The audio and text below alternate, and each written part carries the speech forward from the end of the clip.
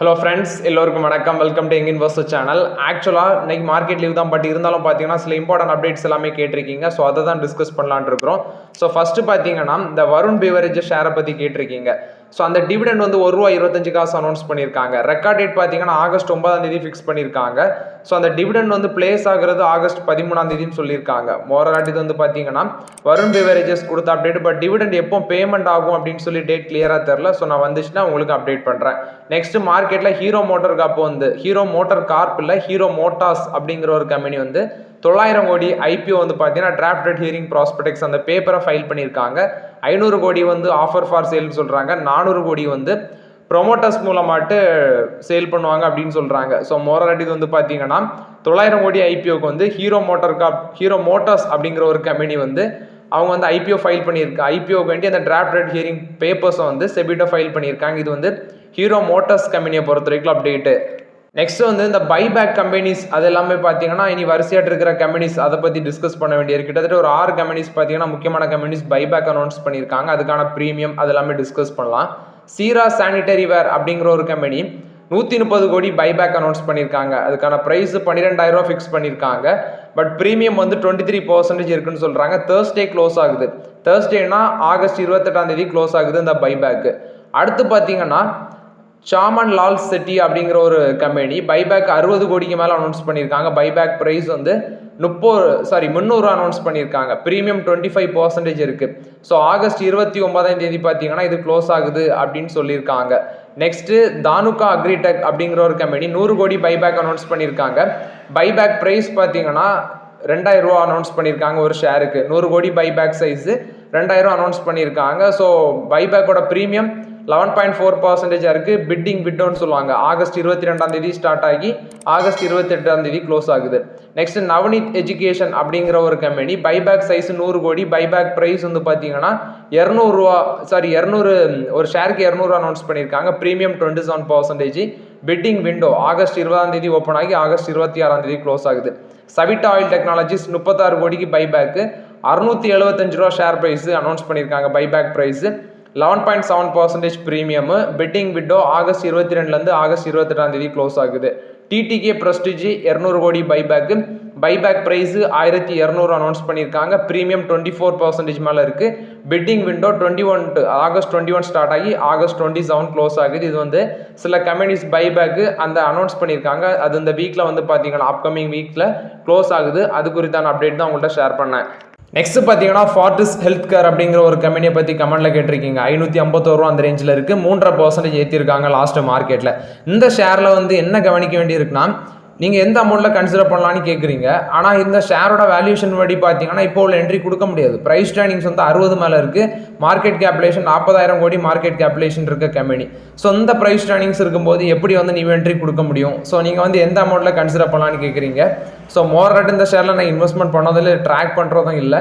So இது வந்து பார்த்தீங்கன்னா உங்களோட ஓன் ரிஸ்க் அண்ட் ரிவார்டு தான். நீங்களே அனாலிஸ் பண்ணி இன்வெஸ்ட்மெண்ட் பண்ணிக்கோங்க. பட் இந்த வேல்யூஷனில் வந்து நியூ என்ட்ரி கொஞ்சம் ரிஸ்க் தான் என்னோட ஒப்பீனியன். இது வந்து ஃபார்டிஸ் ஹெல்த் கேரை பொறுத்த வரைக்கும் அப்டேட்டு. நெக்ஸ்ட் பார்த்தீங்கன்னா ஆர்பிஎன்எல் அந்த ஷேரை பற்றி கேட்டிருக்கீங்க. ஸோ இது வந்து மேலே போகுமான்னு கேட்குறீங்க. ஸோ நான் ரீசெண்டாட்டு ஐஆர்எஃப்சி கன்சிடர் பண்ணி அந்த ஸ்க்ரீன்ஷாட் உங்களுக்கு அனுப்பியிருந்தேன். ஸோ அது வந்து ₹183 இருக்குது. ஆர்பிஎன்எல் வந்து ₹572 சம்திங்கில் இருக்குது. ஸோ அந்த ரெண்டு வேல்யூவேஷன் அந்த ரெண்டு கம்பெனியோட வேல்யூஷனே வச்சு பார்த்தீங்கன்னா ஆர்பிஎன்எல் வந்து எங்கேயோ இருக்குது வேல்யூஷனு. ஸோ நான் ஆர்பிஎன்எல்ல எதை பாசிட்டிவ் ஆச்சு நான் ஒரு ₹450 வச்சு கன்சிடர் பண்ணேன். அது ஏன் சொல்கிறேன்னா ஆர்பிஎன்எல்லோட ஆர்டர் புக் வச்சு தான் சொல்கிறேன். 80,000 கோடி ஆர்டர் புக்கு. ஸோ அதை ஒரு பாசிட்டிவ் நியூஸாக வச்சு தான் ஆர்பிஎன்எல்ல நான் உள்ள என்ட்ரி கொடுக்க ஐடியாவில் இருக்கிறேன் அப்படின்னு சொல்லி ஆர்பிஎன்எல் உங்கள்கிட்ட ரெக்கமெண்ட் நான் வந்து இன்வெஸ்ட்மெண்ட் பண்ணுவேன்னு சொல்கிறேன்.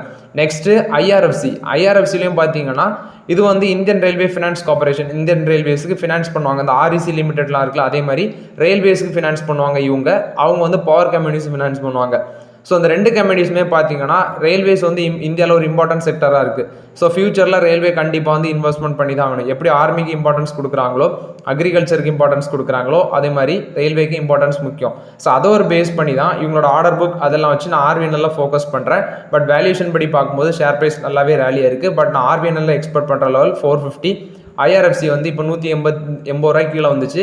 ஸ்லோவாக கன்சிடர் பண்ணியிருக்கேன். எகைன் கீழே வந்தாலும் கன்சிடர் பண்ணுவேன். பட் மேலே போகுமா அதுங்கிறது நம்ம வெயிட் பண்ணி தான் பார்க்கணும். ஆல்ரெடி எலெக்ஷன் ரிசல்ட்ஸ் முன்னாடி நல்லா ரேலி ஆச்சு. அடுத்தது எலெக்ஷன் அன்னைக்கு போட்டு வெளுத்தாங்க. அதுக்கப்புறம் பார்த்தீங்கன்னா பட்ஜெட்டுக்கு முன்னாடி நல்ல ரேலி ஆச்சு. பட்ஜெட்டில் வந்து இந்த ஸ்டாக்ஸுக்கு பெரிய அளவில் அறிவிப்பு வராததுனால அந்த ஸ்டாக் ப்ரைஸ் அப்படியே இருக்குது. கொஞ்சம் மேலே போகுது, கொஞ்சம் கீழே வருது. பட் பெரிய அளவில் பட்ஜெட்டுக்கு முன்னாடி எப்படி 10% 15% ரேலி ஆச்சு அது மாதிரி பெர்ஃபார்மன்ஸ் இல்லை. ஸோ வெயிட் பண்ணி தான் ஆகணும் இந்த ஷேர்ல எல்லாம். ஸோ பட்ஜெட்டுக்கு முன்னாடி நல்ல ரிட்டர்ன்ஸ் கொடுத்துச்சு இந்த ஸ்டாக். எனக்கு நல்லாவே தெரியும் பட்ஜெட் முன்னாடி நல்ல ரிட்டர்ன் கொடுத்துச்சு. பட்ஜெட்டுக்கு அப்புறம் அப்படி கொஞ்சம் மந்தமாட்டு இருக்கு. ஸோ ஃபியூச்சரில் ரயில்வேல கொஞ்சம் அனௌன்ஸ்மெண்ட் வந்துச்சுன்னா அந்த ஷேர்லாம் மேலே போகும். பட் ஆர்விஎன்எல் ஆர்டர் புக் நல்லா இருக்கிறதுனால ஃபியூச்சரில் நல்லா பெர்ஃபார்மன்ஸ் பண்ணணும்னு நான் எக்ஸ்பெக்ட் பண்ணுறேன். இது வந்து ஆர்விஎன்எல் ஐஆர்எஃப்சியை பொறுத்த வரைக்கும் அப்டேட்டு. நெக்ஸ்ட் பார்த்தீங்கன்னா டாடா எலக்ட்ரானிக்ஸ் பற்றி கேட்டிருக்கீங்க, அது கன்சிடர் பண்ணலாமான்னு. ஆக்சுவலாக அது மார்க்கெட்டில் லிஸ்ட்டே ஆகலை. ஸோ அது வந்து நீங்கள் செப்பரேட்டாக தான் கன்சிடர் பண்ணணும். அது மார்க்கெட்டில் லிஸ்ட் ஆகாத கம்பெனி அந்த டாடா எலக்ட்ரானிக்ஸ். பட் அந்த பிஸ்னஸ் வந்து பார்த்தீங்கன்னா ரொம்ப நாளாக லாஸில் இருந்தது. இந்த ஐஃபோனோட மேனுஃபேக்சரிங் பிளான்லாம் அவங்க கன்சிடர் பண்ணதுக்கப்புறம் நல்ல கொஞ்சம் ப்ராஃபிட்டாக திரும்பலை, இன்னும் ப்ராஃபிட் பாதைக்கு திரும்பலை, பட் ரெவன்யூ இன்க்ரீஸ் ஆயிருக்கு. ஸோ டாடா எலக்ட்ரானிக்ஸ் நீங்கள் இப்போ அது கன்சிடர் பண்ண முடியாது, ஏன்னா அது மார்க்கெட்டில் லிஸ்ட் ஆகலை, அதான் உண்மை. ஸோ அது வந்து நீங்கள் வந்து பார்த்தீங்கன்னா தனியாக தான் கன்சிடர் பண்ணணும். இது வந்து டாடா எலக்ட்ரானிக்ஸை பொறுத்த வரைக்கும் அப்டேட்டு. நெக்ஸ்ட் பார்த்தீங்கன்னா IREDA இந்த ஷேரில் வந்து ஒரு அப்டேட் வந்திருக்கு. ஸோ 4500 கோடி ஃபண்ட் ரைஸ் பண்ண போகிறாங்க அப்படின்னு சொல்லி பார்த்துருந்தோம். ஆக்சுவலாக இதில் இன்னொரு அப்டேட் வந்திருக்கு. கவர்மெண்ட் வந்து ஒரு 10% ஆஃப் த ஸ்டேக் வந்து PSU செக்டார் ஸ்டாக் தான். கவர்மெண்ட் வந்து ஒரு 10% வந்து ஆஃப்லோட் பண்ண வாய்ப்பு இருக்குது அப்படின்னு சொல்லி அப்டேட் வந்திருக்கு. ஸோ அந்த அப்டேட் 10% டைல்யூட் பண்ணியும் பார்த்தீங்கன்னா ஃபண்ட் ரைஸ் பண்ண வாய்ப்பு இருக்குது அப்படின்னு சொல்கிறாங்க. ஸோ நம்ம வெயிட் பண்ணி தான் பார்க்கணும் இது எப்படி என்ன இதுன்னு தெரில. பட் ஆக்சுவலாக நெக்ஸ்ட் வீக்கில் போர்ட் மீட்டிங் இருக்குது. ஸோ அந்த போர்ட் மீட்டிங்கில் என்ன முடிவு எடுக்கிறாங்கன்னு தெரில. ஸோ இது வந்து IREDA பொறுத்த வரைக்கும் அப்டேட்டு. நெக்ஸ்ட் பார்த்தீங்கன்னா நான் நிஃப்டி 50க்குள்ள சில ஸ்டாக்ஸ் வந்து என்ட்ரி கொடுக்க இருக்குன்னு சொன்னேன். ட்ரெண்ட், பெல் இந்த 2 ஸ்டாக்கும் உள்ள வருது. LTM என்ட்ரி, டிவிஸ் லேபார்டரிஸ் வெளியே போகுது. பட் அது எதில் போய் பிளேஸ் ஆகணும்னு எனக்கு எக்ஸாக்டாக தெரில. பட் நீங்கள் சொல்லிருக்கீங்க நெக்ஸ்ட் 50 அதுக்கு தான் போகும்னு நினைக்கிறேன். ஸோ நம்ம அது வெயிட் பண்ணி தான் பார்க்கணும். செப்டம்பர் 30 நினைக்கிறேன், அதுக்கப்புறம் தெரியும். ஸோ ட்ரெண்டுக்கு வந்து $523 மில்லியன் உள்ள வர வாய்ப்பு இருக்குது. பெல்லுக்கும் $394 மில்லியன் உள்ள வர வாய்ப்பு இருக்குது. LTM என்ட்ரியில் $205 மில்லியன் வெளியே போக வாய்ப்பு இருக்குது. டிவிஸ் லேபார்டரிஸ்லையும் $221 மில்லியன் வெளியே போக வாய்ப்பு இருக்குது. ஏன்னா அந்த 2 ஸ்டாக்குமே வெளியே போகுது, ட்ரெண்டும் பெல்லும் உள்ளே வருது. பேங்க் நிஃப்டியில் கனரா பேங்கும் கனரா பேங்க் உள்ள வருது, பந்தன் பேங்க் வெளியே போகுது. ஸோ கனரா பேங்க்குக்கு ஒரு $84 மில்லியன் வந்து உள்ள வர வாய்ப்பு இருக்குது. பந்தன் பேங்க்ல ஒரு 47 மில்லியன் பார்த்தீங்கன்னா வெளியே போக வாய்ப்பு இருக்குது. இது வந்து நிஃப்டி அந்த இண்டெக்ஸை பொறுத்த வரைக்கும் update. Next Adani group promoters தரப்புல வந்து ஒரு அப்டேட் கொடுத்துருக்காங்க. ஆக்சுவலாக அதானி குரூப்போட அம்புஜா சிமெண்ட்ஸில் ஸ்டேக் சேல் நடந்திருந்துச்சு, அதை நம்ம டிஸ்கஸ் பண்ணியிருந்தோம்.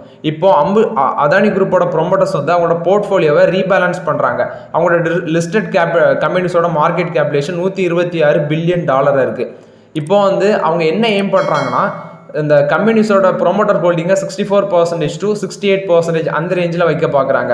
அப்படி பார்த்தீங்கன்னா அவங்க ரீசெண்டாக கொடுத்த அப்டேட்டில் அம்புஜா சிமெண்ட்ஸும் அதானி பவர்லையும் ஸ்டேக் சேல் பண்ணுவாங்கன்னு நினைக்கிறேன். ஏன்னா அப்படி தான் முன்னாடி சொல்லியிருந்தாங்க. அதில் ஒரு பாகமாட்டு தான் அம்புஜா சிமெண்ட்டில் ஸ்டேக் சேல் பண்ணியிருந்தாங்க.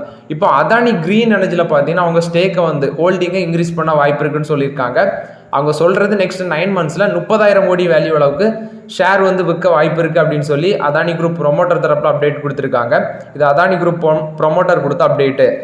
நெக்ஸ்ட் பார்த்தீங்கன்னா கரோரோ இந்தியா அப்படிங்கிற ஒரு கம்பெனி இவங்க 1812 கோடிக்கு வந்து IPOக்கான அந்த டிராஃப்ட் ரெட் ஹியரிங் ப்ராஸ்பெக்ட்ஸ் வந்து செபிட்ட சப்மிட் பண்ணியிருக்காங்க அப்படின்னு சொல்லி அப்டேட் வந்திருக்கு. ஸோ IPOட வேல்யூ 1812 கோடின்னு சொல்கிறாங்க.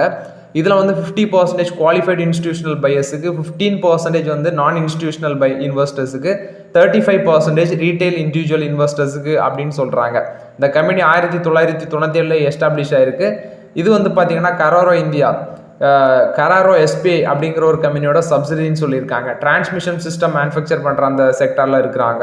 ஸோ IPO இப்போ வராங்க. IPOட வேல்யூ 1812 கோடின்னு சொல்லியிருக்காங்க. இது வந்து கராரோ இந்தியா கொடுத்த அப்டேட்டு. ஆல்ரெடி ஹீரோ மோட்டார்ஸ் அப்படிங்கிற ஒரு கம்பெனி IPO வராங்க. அடுத்தது கராரோ இந்தியா. இப்படி 2 கம்பெனி வந்து பார்த்தீங்கன்னா செபிக்கு வந்து டிராஃப்ட் ரெட் ஹியரிங் ப்ராஸ்பெக்ட்ஸை சப்மிட் பண்ணியிருக்காங்க IPOக்கு வேண்டி. நெக்ஸ்ட் பார்த்தீங்கன்னா சிம்போனி லிமிடெட் அப்படிங்கிற கம்பெனி பைபேக் அனௌன்ஸ் பண்ணியிருக்காங்க. பைபேக் ஓப்பனிங் டேட் பார்த்தீங்கன்னா ஆகஸ்ட் 27 சொல்லியிருக்காங்க. Buyback closing date September 2. Reserve கேட்டகரிக்கு 421 ஈக்விட்டி ஷேர் இருந்துச்சுன்னா உங்களுக்கு 10 ஈக்விட்டி ஷேர் வந்து பைபேக்கில் அக்செப்ட் ஆகும். General category 3 equity share for every 830 equity ஷேர்னு சொல்லியிருக்காங்க. 2,85,600 ஈக்விட்டி ஷேர் வந்து இந்த பைபேக்கில் எடுத்துப்பாங்க. அதாவது 0.41%. Record date August 21. Buyback price வந்து 2,500 ஃபிக்ஸ் பண்ணியிருக்காங்க. ஸோ 71.4 கோடி பார்த்தீங்கன்னா அந்த பைபேக்கோட சைஸ்ன்னு சொல்லியிருக்காங்க. மோரலட் இது வந்து சிம்போனி லிமிடெட் கொடுத்த பைபேக் அப்டேட்டு. நெக்ஸ்ட் பார்த்தீங்கன்னா யூனோமிண்டா அப்படிங்கிற ஒரு கம்பெனி ஜாயிண்ட் வெஞ்சர் அமைக்கிறாங்க. Japan based Tokai Rika Co limited அப்படிங்கிற கம்பெனியோட ஜாயிண்ட் வெஞ்சர் அமைக்கிறாங்க. இது ஒரு நியூ மேனுஃபேக்சரிங் பிளான்ட் அமைக்கிறதுக்கு வேண்டி தான் நீம்ரானா அப்படிங்கிற ஒரு இடத்துல ரிக்கோ இண்டஸ்ட்ரியல் ஏரியாவில் ராஜஸ்தானில் இந்த நியூ மேனுஃபேக்சரிங் பிளான்ட். ஸோ இதில் annual production capacity 3,85,022 units per மந்த்னு சொல்லியிருக்காங்க. Smart key, shift lever, shift by wire, seat belt இந்த மாதிரிப்பட்ட செக்டரில் மேனுஃபேக்சர் பண்ணுவாங்க. இது வந்து யூனோமிண்டா கொடுத்த அப்டேட்டு. ஜப்பான் பேஸ்ட் கம்பெனியோட ஒரு ஜாயிண்ட் வெஞ்சர் அமைக்கிறாங்க. நெக்ஸ்ட் பார்த்தீங்கன்னா இந்த குவார்ட்டரில் லாஸ் மேக்கிங்லேருந்து ப்ராஃபிட் பாதைக்கு திரும்பின கம்பெனிஸ் எல்லாமே பார்க்குறோம். ஃபர்ஸ்ட் கிராஃபைட் இந்தியா இருக்கிறாங்க. ஸோ அவங்க வந்து சேம் குவார்டர் லாஸ்ட் இயரில் 30 கோடி லாஸில் இருக்காங்க. இப்போ 237 கோடி ப்ராஃபிட் பாதைக்கு திரும்பி இருக்காங்க. அடுத்தது பிபி ஃபின்டெக்கு 11 crores வந்து பார்த்தீங்கன்னா லாஸ்ட்ல இருந்த கம்பெனி இப்போ 60 கோடி ப்ராஃபிட் பாதைக்கு திரும்பி இருக்காங்க. அதானி வில்மர் 78 கோடி லாஸ்ட்ல இருந்தது இப்போ 313 கோடி ப்ராஃபிட்டுக்கு திரும்பி இருக்காங்க. தேஜாஸ் நெட்வொர்க் வந்து 26 கோடி லாஸ்ட்ல இருந்தது இப்போ 77 கோடி ப்ராஃபிட்டுக்கு மாறி இருக்காங்க. ஜி என்டர்டைன்மெண்ட் 53 கோடி லாஸ்ட்ல இருந்தது 118 கோடி ப்ராஃபிட்டுக்கு திரும்பி இருக்காங்க. பாம்பே பர்மா ட்ரேடிங் கார்பரேஷன் 222 கோடி ப்ராஃபிட்டுக்கு திரும்பி இருக்காங்க. சேம் பீரியட் லாஸ்ட் இயர்ல 156 கோடி லாஸ்ட்ல இருக்கு. செஞ்சுரி டெக்ஸ்டைல்ஸ் அண்ட் இண்டஸ்ட்ரீஸ் வந்து 5 கோடி லாஸ்ட்ல இருந்தது இப்போ 7 கோடி ப்ராஃபிட்டுக்கு திரும்பி இருக்கு. சிக்னேச்சர் குளோபல் 7 கோடி லாஸ்ட்ல இருந்தது இப்போ 6 கோடி ப்ராஃபிட்டுக்கு திரும்பி இருக்கு. நெக்ஸ்ட் அயோனக்ஸ் விண்ட் 63 கோடி லாஸ்ட்ல இருந்தது 51 கோடி ப்ராஃபிட்டுக்கு திரும்பி இருக்கு. இந்தியன் சிமெண்ட்ஸ் 87 கோடி லாஸ்ட்ல இருந்தது 58 கோடிக்கு ப்ராஃபிட் திரும்பி இருக்கு. ஸோ மோரல் இது வந்து பார்த்தீங்கன்னா லாஸ் மேக்கிங்ல இருந்து ப்ராஃபிட் பாதைக்கு திரும்பின கம்பெனிஸ். நெக்ஸ்ட் யுஎஸோட ஃபெட் ரிசர்வ் பார்த்தீங்கன்னா செப்டம்பர்ல நடக்க இருக்குது. ஸோ அதில் வந்து ஜெரோம் பவுல் இப்போ என்ன அப்டேட் கொடுத்துருக்காங்கன்னா செப்டம்பர்ல வந்து பார்த்தீங்கன்னா யுஎஸ் ஃபெடரல் ரிசர்வ் வந்து ரேட் கட் பண்ண வாய்ப்பு இருக்கு அப்படின்னு சொல்றாங்க. ஸோ நெக்ஸ்ட் மந்த் இந்த அப்டேட் வருமா அப்படின்னு சொல்லி நம்ம வெயிட் பண்ணி பார்க்கலாம். ஸோ அப்படி வந்து ஃபெடரல் ரிசர்வ் வந்து ரேட் கட் பண்ணாங்கன்னா நிறைய பாசிட்டிவ் நியூஸ் வந்து மார்க்கெட்டில் இம்பாக்ட் ஆகும். நெக்ஸ்ட் கோல்ட்மேன் சாக்ஸ் இவங்க வந்து பார்த்தீங்கன்னா இந்தியாவோட ஜிடிபி growth குறைச்சிருக்காங்க. கலண்டர் இயர் 2024ல் 6.7% சொல்லியிருந்தாங்க. ஆக்சுவலாக இப்போ 2025க்கு அதை 6.4% குறைக்கிறாங்க. முன்னாடி அவங்க சொல்லியிருந்தது 2025க்கு சொல்லியிருந்ததை விட இப்போ 20 பேசிஸ் பாயிண்ட் பார்த்தீங்கன்னா கம்மி பண்ணியிருக்காங்க. அதாவது 20 பேசிஸ் பாயிண்ட்னா 0.2%, அப்போ 6.6% சொல்லியிருப்பாங்கன்னு நினைக்கிறேன். ஸோ அதில் வந்து இப்போ 6.4% குறைச்சிருக்காங்க இந்தியாவோட ஜிடிபி growth. இது வந்து கோல்ட்மேன் சாக்ஸ் வந்து குறைச்சிருக்காங்க. மோரட் இது வந்து பார்த்தீங்கன்னா இந்தியாவோட ஜிடிபி பொறுத்த வரைக்கும் அப்டேட்டு. ஸோ ஓகே ஃப்ரெண்ட்ஸ், ஆக்சுவலாக அந்த வீடியோவில் சில இம்பார்ட்டன்ட் அப்டேட்ஸ் எல்லாமே டிஸ்கஸ் பண்ணோம். இந்த வீடியோ உங்களுக்கு பயனுள்ளதாக இருக்கும்னு நினைக்கிறேன். பயனுள்ளதாக இருந்துச்சுன்னா லைக் பண்ணுங்கள், சப்ஸ்கிரைப் பண்ணுங்கள், கமெண்ட் பண்ணுங்கள். Okay friends, thank you.